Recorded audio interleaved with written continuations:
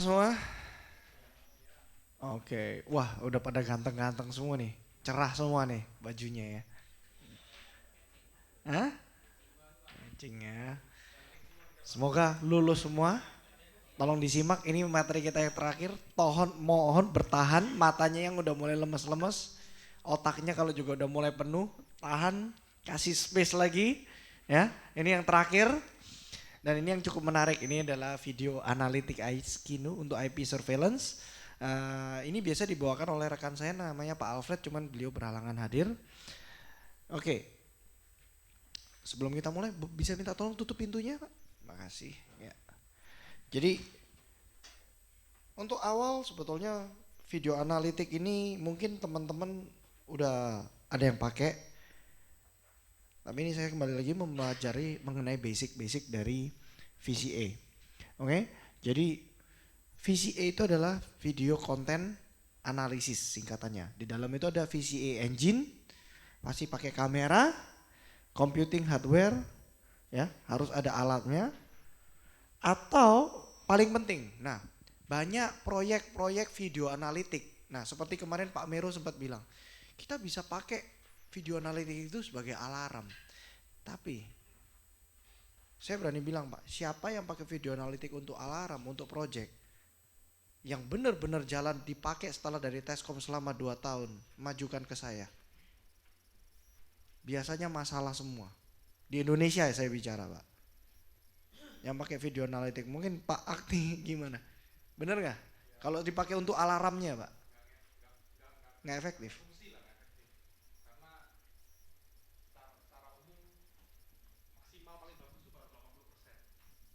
Akurasinya itu belum tinggi. Dan kedua, paling penting itu apa di sini? Control environment.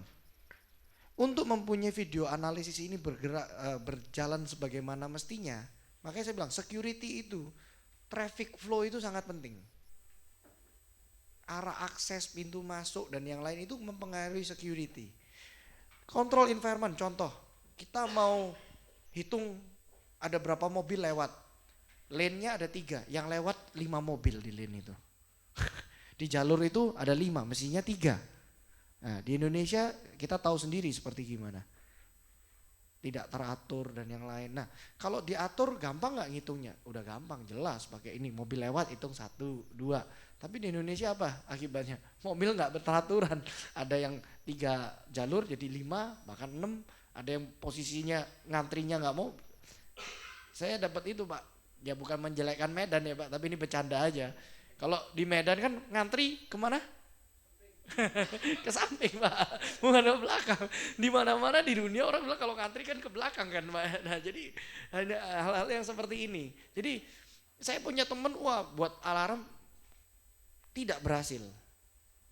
Kebanyakan kuncinya karena satu, kita nggak punya control environmentnya.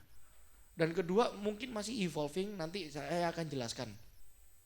Untuk sementara yang paling penting kita juga harus punya control environment. Kita harus tahu, oke, Anda mau pakai video analitik, kondisi lapangan harus seperti ini. Pada saat kondisi lapangan itu berubah, harus disesuaikan lagi. Nah, itu kalau kita mau pakai control environment. Kedua, harus rules and policy-nya jelas, satu lane. Nah, setiap kali hanya berapa mobil yang boleh lewat. Kita harus ada rules and policy-nya jelas. Nanti kalau misalnya gimana, misalnya berbarengan, people counting orangnya gandengan tangan lewatnya bersamaan, gimana caranya? Makanya ada pakai flap barrier dan yang lain-lain, itu ngontrol secara satu bisa tahu belas. Kalau flap barrier kemungkinan sekali lewat 2 kecil, walaupun ada tapi kecil ya. Jadi ini yang kita perlu tahu, tolong dicatat. Jadi video content analysis adalah kemampuan untuk menganalisa video secara otomatis dan untuk mendeteksi dan men-trigger. Jadi kunci katanya adalah untuk mendeteksi dan men-trigger suatu event. Oke? Secara garis besar VCA dibagi menjadi 2. Ada edge dan back end. Apa bedanya? Engine VCA di proses video analitik dilakukan di sisi kamera. Ya, yang salah satunya backend engine VCA proses video analitik berada dalam sistem backend. Contohnya di NVR, VMS atau kita bicara dedicated engine itu kayak komputer server ya. Ada dua macam edge, berarti dilakukan sisi kamera, backend di sisi engine. Saya tanya, kalau analog adanya di mana berarti? Hah? Berarti yang mana? Nah, apakah kamera analog punya motion detection fiturnya? Kameranya nggak punya, Pak. Kameranya nggak ada, kameranya hanya nangkap gambar. Motionnya ada di DVR. Kalau IP kamera, dua-duanya bisa. Tapi tergantung juga. Ada yang NVR-nya nggak, ditangkapnya di kamera. Nah, jadi kalau kamera ada yang IP kamera sendiri sudah punya motion detection. Oke. Jadi variety of VCA, contoh-contoh ada motion, ada recognition, ya kan? Jadi basic motion detection saya rasa ini yang paling umum. Pasti teman-teman paham, ada pergerakan, dia notif. Oke? Ada nanti advanced motion detection, saya akan jelaskan lebih detail. Ada dipakai. Nah, kalau kita bicara video analisis untuk alarm masih belum akurat, tapi yang sudah paling banyak digunakan mulai cukup akurat adalah ini.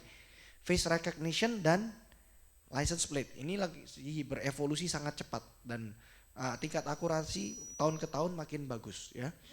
Dan terakhir ini yang mungkin juga menjadi solusi yang kemarin Pak Mero bilang akan tercipta jika sudah mulai ada namanya artificial intelligence atau machine learning. Suatu saat mesin ini bisa belajar untuk akurasi yang lebih tinggi lagi. Oke. Jadi apa itu basic motion? Paling simple, merupakan fungsi dasar yang paling banyak ditemukan hampir di seluruh produk surveillance pasti ada. Umumnya deteksi dilakukan dalam zona yang bersifat dua dimensi. Ya, yang ingat kan kita ingin blok, ada kotak-kotak ya udah di situ. Nanti kalau di situ ada pergerakan ya udah notif atau rekam dan yang lain. Advanced motion detection agak berbeda. Merupakan fungsi tingkat lanjut dari fungsi dasar di mana zona deteksi disertai juga kalibrasi virtual pada gambar menyesuaikan dengan instalasi kamera di lapangan. Sehingga zona deteksi bersifat 3 dimensi. Dengan adanya sifat 3 dimensi ini ya ada secara deteksi virtual lines, virtual zone, 3D calibration ya, logical rules. Dan lain-lain dari advanced video itu ada object counting ya, menghitung presence of object, apakah ada objek di situ. Contohnya ini digunakan misalnya di museum atau tempat MRT yang public transportation, banyak orang, tiba-tiba ada orang taruh tas yang mencurigakan, yang harusnya kosong. Nah, ini bisa digunakan biasa untuk mendeteksi ya barang yang tidak diinginkan. Foreign object loss, misalnya di museum, di situ ada artifact yang nggak boleh hilang, benda berharga. Di situ kalau diangkat dia bisa notif. Ya, object classification menentukan ini mobil, ini kucing, ini orang. Ya, ada namanya object classification. Speed filter, sekarang speed pun bisa kecepatan mobil bisa diukur. Oke. Kemudian direction, kita bisa ini orang lari ke kiri ke kanan. Color, kita menunjukin ini warnanya apa. Kemudian ada stop detection. Dan masih ada yang lainnya yang mungkin saya nggak cantum.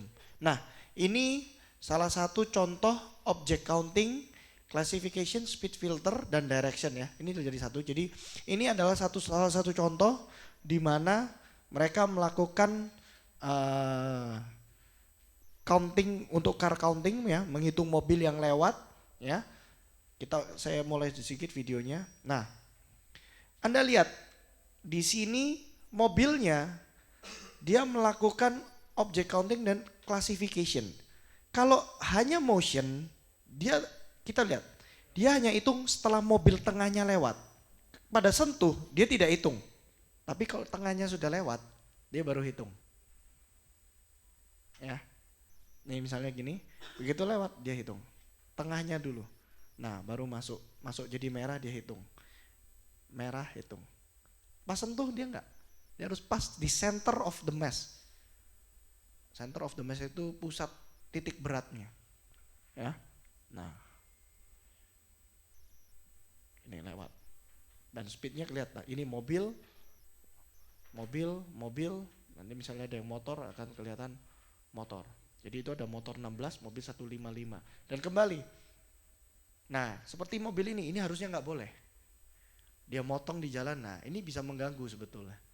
Kalau mau counting ya gimana caranya supaya lebih akurat? Saya taruh aja di sini mungkin trotoar biar orang nggak bisa potong jalan dan yang lain-lain. Nah ini kita pelajari terus, ya.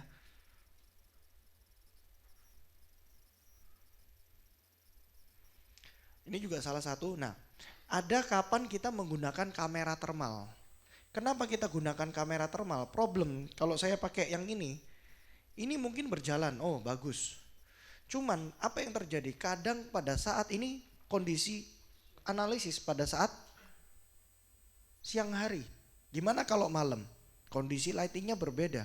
Apakah videonya bisa akan mengontennya nganggap sama? Belum tentu. Kita teskom pada siang hari jalan, malam hari belum tentu akurat. Karena kita nyeting untuk video kontennya kita lakukan teskomnya pada saat siang hari. Malam lightingnya berbeda, mereka keluar lampu silau. Nah, hati-hati. Di situ kadang-kadang orang untuk lebih akurat makanya digunakan thermal kamera. Thermal kamera baik siang malam dia sama.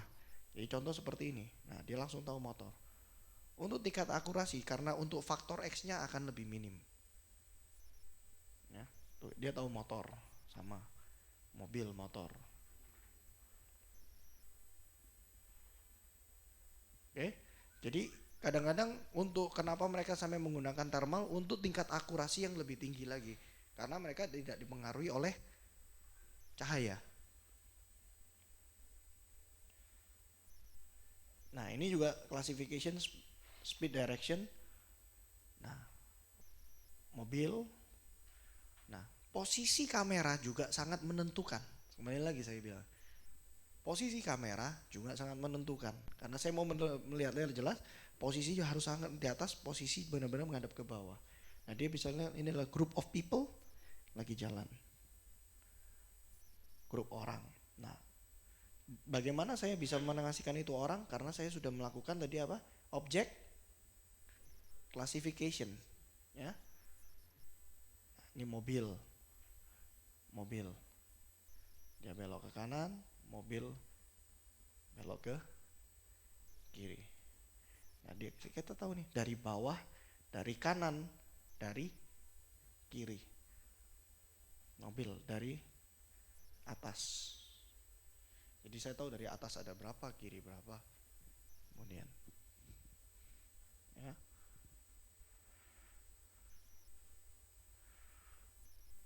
Nah ini yang saya bilang object counting. Gimana kalau kita ini di sini kita bisa lihat masuk sama out. Kita lihat ini nggak beraturan. Tingkat akurasi kalau kita tidak benar-benar disetting dengan benar, ini udah sangat sulit. Tapi di sinilah dia bilang butuhnya 3D. Orang dihitung, nah dia harus terbentuk dulu. Nah masing-masing. Nah in 2015, 2016, 18. Nah ini dia kalau masuk bersamaan. Kalau kita tidak pakai setup dengan benar, ini akan dihitungnya tetap satu. Ya. Ini in. Nah posisi kamera dia harus tahu di virtual plane-nya di mana. Dan dia harus pastikan ingat, jangan cuman garis. Kalau cuman garis, orang cuman kesini mundur, udah dihitung dia. Tapi dia makanya dibikin seperti kotak. Seandainya dia belum lewat, dia hanya di sini keluar lagi, dia tidak dihitung.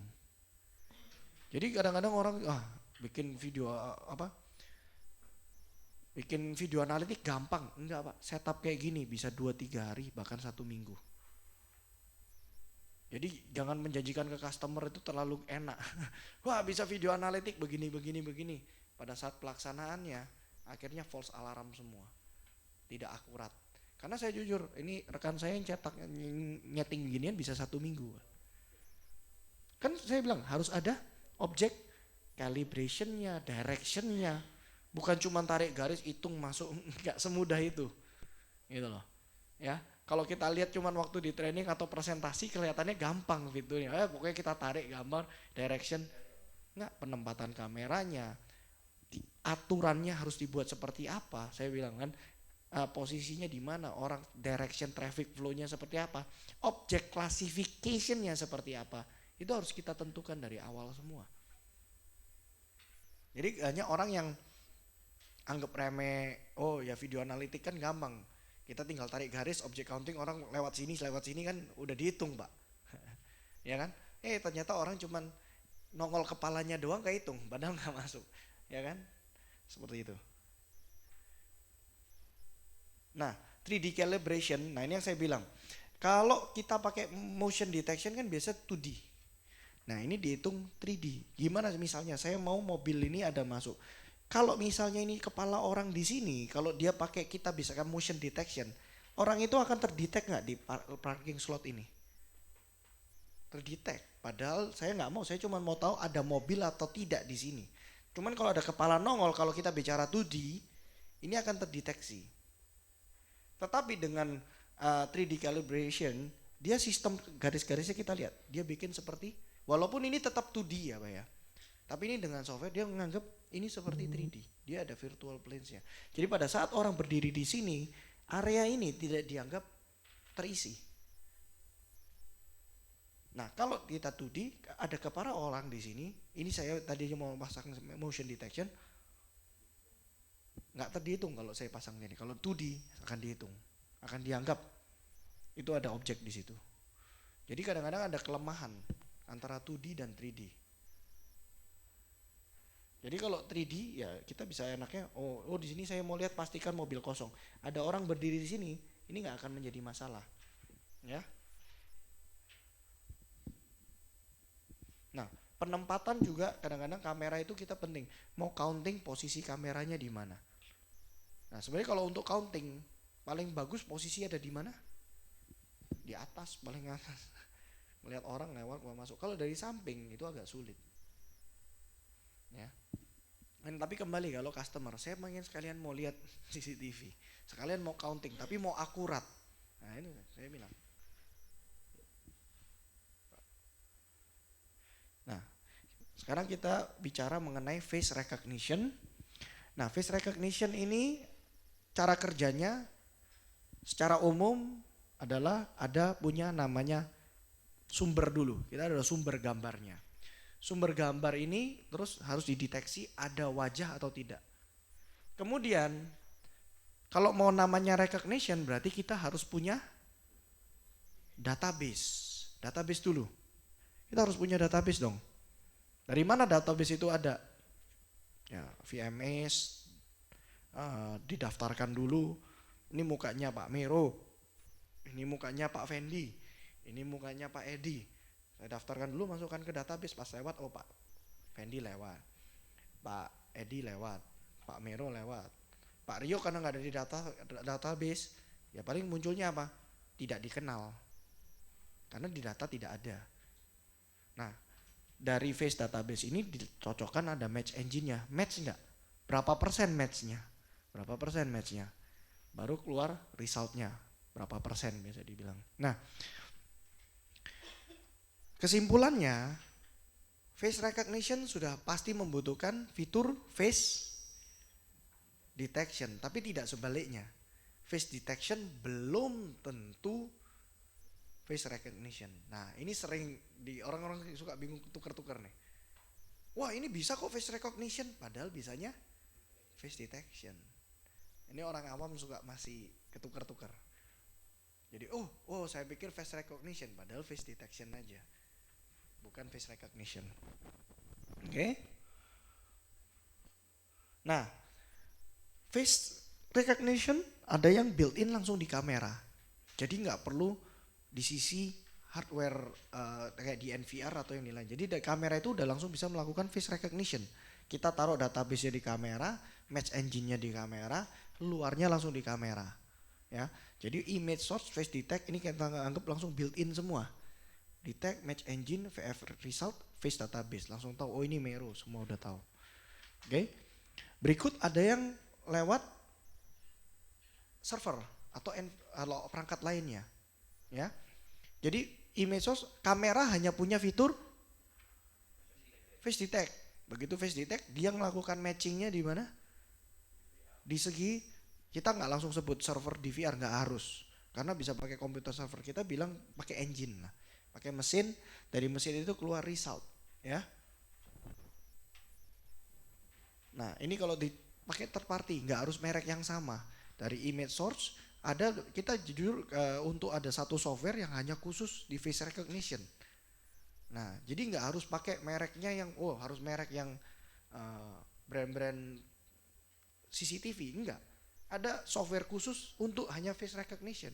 Jadi apakah gambarnya harus dari CCTV? Enggak, dari Facebook. Kita sering lihat tuh Facebook. Bisa face recognition enggak? Bisa. Saya ambil gambar dari Facebook, taruh punya face recognition engine, bisa juga. Tidak harus video, gambar juga bisa. Image source, video itu adalah kumpulan gambar. Oke? Jadi ini kita bilang ada image source dan FR result. Nah, pertanyaannya kapan kita pakai FR itu di kamera, kapan kita pakai FR itu di engine. Nah, jadi ini kapan? Kalau menurut saya ya tergantung.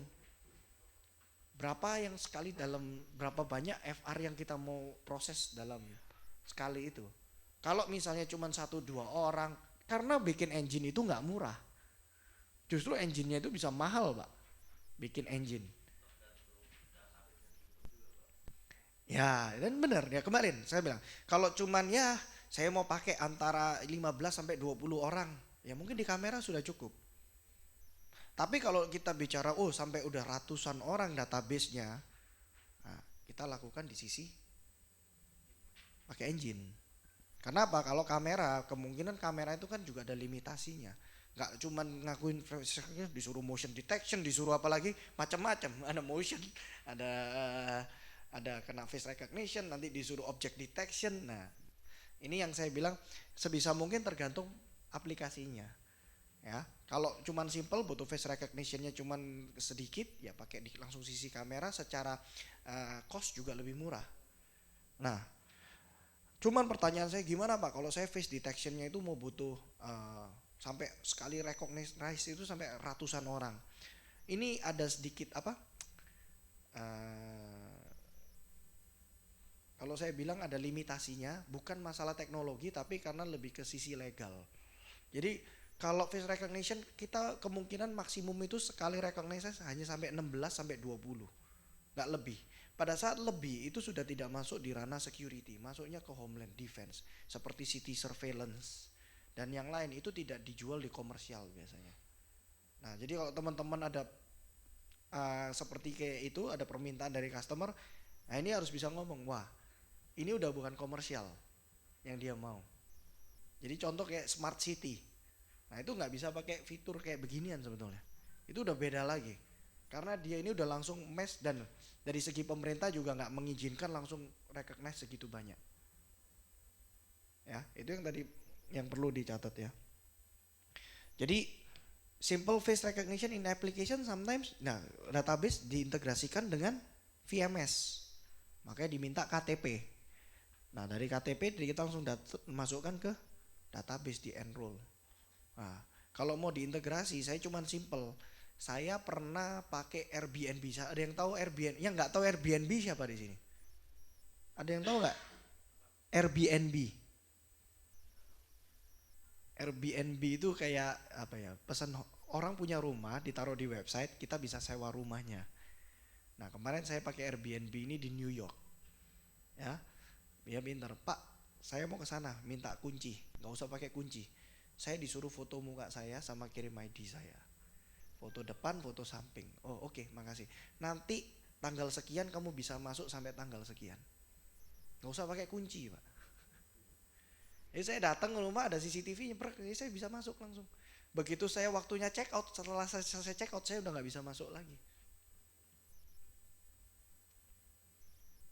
Nah, kenapa caranya ya? Dia pakai VMS dari software, dari handphone, masuk. Saya begitu pakai hotel, saya masuk ke dia punya rumah, saya sewa, selesai jamnya sewanya selesai, saya udah nggak bisa aktif masuk lagi. Usernya nggak perlu ketemu saya Pak, ownernya. Jadi dia lagi sibuk kerja, pokoknya rumah pakai, kamu bisa pakai, selesai kamu keluar nggak bisa masuk lagi. nggak perlu kartu, nggak perlu pin. Kadang kalau pin kita repot nyari pinnya di mana, lupa, hilang, nanya lagi. Kalau muka langsung tinggal masuk, ya. Sih aplikasinya udah dijalankan ini, ya. Bahkan nanti ada satu video kalau sempat saya akan tunjukkan, hotel benar-benar pakai face recognition, nggak ada resepsionis, sudah ada itu di Cina, tanpa resepsionis, benar-benar pakai face recognition semua, ya. Terus FR Engine Integration with Access Control System. Nah, yang ini saya bilang tadi. Jadi langsung kalau tadi saya kan simple. Ini biasa dilakukan di building-building juga udah mulai bisa melakukan. Jadi diintegrasikan dari sumber gambarnya, dilakukan face matching dari FR result, dari video system management ini. Nah, saling terintegrasi dengan access control, mereka bisa buka pintunya berdasarkan wajah. Cara kerjanya seperti itu. Nah, face recognition ada faktor-faktor yang perlu kita pertimbangkan. Jarak. Nah, saya bilang kemarin, jaraknya kalau 10 meter, kamera 3,6 mm, lupakan untuk menggunakan face recognition. Ingat, untuk face recognition, untuk kameranya kita berarti butuh apa? Ada 3 fungsi kemarin saya bilang.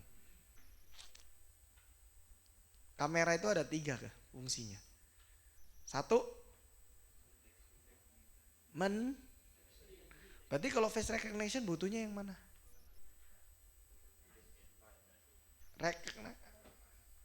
Mendeteksi dong. Kita butuh mendeteksi dia dong. Minimal berarti harus kriteria standar deteksi. Kalau cuman memantau bisa dipakai? Bisa, tapi akurasinya lemah sekali. Jangan bicara face recognition kalau nggak ada kamera itu digunakan untuk mendeteksi, lupakan gitu loh. Nah, ini yang saya bilang, jangan taruh bisa naruhnya jaraknya berapa? 20 meter suruh deteksi. Ya kan? Terus angle-nya disesuaikan. Pencahayaannya juga penting, ya. Terus pixels between eyes, face size in pixel. Nah, kemarin saya udah bilang ada size untuk deteksi minimal berapa? Full body. 100% di ukuran layar, ya kan? Face size-nya berarti berkurang lebih 25% di layar mukanya. Oke? Terus database size-nya juga perlu dipertimbangkan. Kita punya database-nya cukup atau enggak. Selain muka yang lagi berkembang itu kita sebut apa? LPR. LPR ini sama seperti cara kerjanya dengan muka. Bedanya dia pakai number. Oke, ANPR atau LPR. Jadi sebetulnya ANPR, LPR ini sama aja. Cuman biasa kalau dari CCTV, video analitik orang selalu sebut LPR. Tetapi kalau software untuk deteksi license plate, biasa mereka pakai namanya ANPR ya. Automatic Number Plates Recognition. Itu biasa dipakai oleh softwarenya. Tapi sebenarnya fungsinya sama semua. Jadi kalau ANPR tuh biasanya vendor softwarenya. Ya. Tapi kalau kamera selalu bilang kameranya LPR. Video analitik yang menggunakan teknologi pada OCR. OCR itu berarti apa? Optical Character Reader. Jadi dia membaca tulisan, dia langsung bisa mendeteksi tulisan. Oke? Pada image source untuk membaca plat nomor kendaraan. Cara kerjanya sama, berarti saya harus butuh ada sumber gambar, harus ada database, kemudian harus ada engine, baru result. Sama lagi, nggak ada yang berbeda dengan face recognition, ada LPR kamera. Ya, kembali lagi, kapan penggunaan pakai LPR kamera? Kalau yang database mobilnya, ya misalnya cuma kantor, ya kita udah tahu karyawan yang pakai tempat sini cuma berapa karyawan, paling nggak lebih dari 200 karyawan, ya udah pakai ini. Tetapi kalau mall dilakukan di sisi kamera, ya agak berat.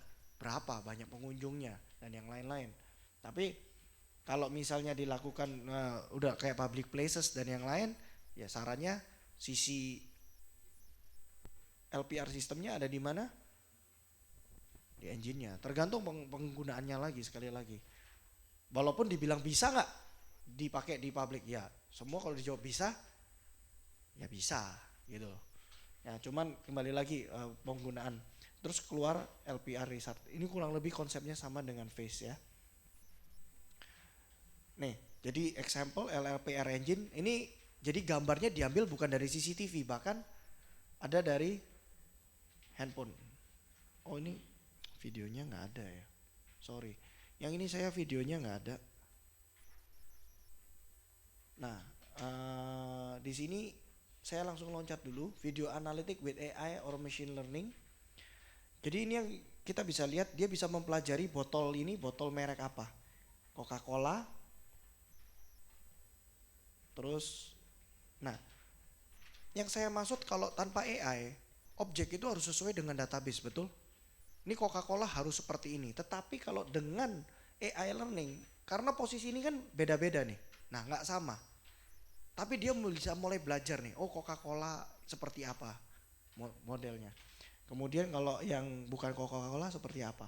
Nah, di sini di sampingnya ada angka 1 atau berapa. Ini adalah namanya confidence level. Seberapa yakin bahwa ini Coca-Cola. Kalau 1 dia sangat yakin itu Coca-Cola. Padahal hanya disorot dari atas. Nah, ini Coca-Cola 1. Pada saat dia muncul 1, dia sangat yakin bahwa dia benar. Ya. Nah, Coca-Cola, Arena. Jadi dia langsung cuman hanya scan gini bisa tahu.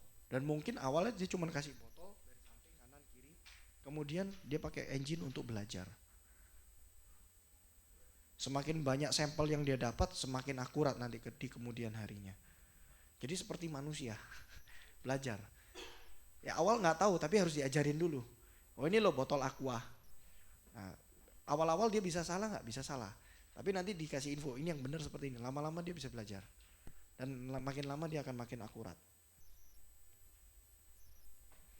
Ini salah satu lagi yang dipakai juga, salah satunya biasa penempatan misalnya di pabrik.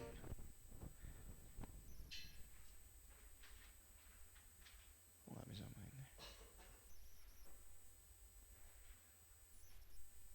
Videonya nggak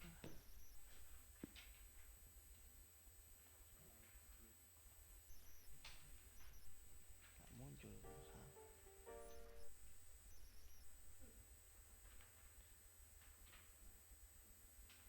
Oke, nggak apa-apa. Nanti saya tunjukin videonya menyusul ya. Yang ini videonya ada problem di slide. Ini yang video analytic with AI learning. Nah, ini kok jadi. Ya, nah. Jadi ini kita bisa lihat contohnya seperti saya bilang. Dia berapa yakin ini Toyota? Masih 9, begitu 1 dia sangat yakin. 99% dia yakin ini Toyota. Ini Innova. Ya. Nomor polisi Jabodetabek. Toyota Innova. Dan ini rekamnya bukan pakai CCTV loh, pakai handphone. Nggak harus pakai CCTV saya bilang. Ini dia pakai engine aja. Nah dia dari belakang ngeliat, nah ini apa? Oh Toyota. Surabaya, Mitsubishi. Ya. Plate-nya. Ya sebetulnya kita sebenarnya kalau kita bicara analitik itu sebetulnya software Pak. Software. Kamera itu kan hardware. Nah, tinggal di build. Ada kamera yang sudah built in dengan softwarenya, ada yang softwarenya di komputernya sudah pas Bapak beli NVR sudah ada softwarenya, atau beli NVR pakai software sendiri. Nah, ada 3 macam, ada dari kamera, langsung dari NVR, atau Bapak beli sendiri softwarenya, plus minus. Nah biasanya kalau semuanya beli, kita sebagai contoh misalnya dengan merek A, jeleknya kameranya harus merek A, nggak bisa pakai merek B, C, D, E, F, nggak bisa. Nah itu biasanya gitu kalau Bapak beli merek tertentu yang sudah ada built-in software. Tapi kalau beli third party software, berarti kan dia nggak jual kamera Pak. Jadi kemungkinan besar dia kompatibel dengan beberapa kamera ya, contohnya yang on-five kamera. Nah dia pasti on-five kamera pasti bisa pakai softwarenya dia Pak. Jadi kurang lebih seperti itu. Ya. Jadi ini kita bisa lihat bahkan saya cuma mau ngasih tahu tidak harus dari CCTV karena video analitik sekali lagi adalah sebuah software ya, dan software ini yang bisa menghasilkan result. Nah ini kayak dia confidence level adalah 1, berarti mesin ini sangat yakin bahwa ini akan Mitsubishi, nggak mungkin salah. Dia sangat yakin. Oke. Mungkin segitu. Ada pertanyaan mengenai video analitik?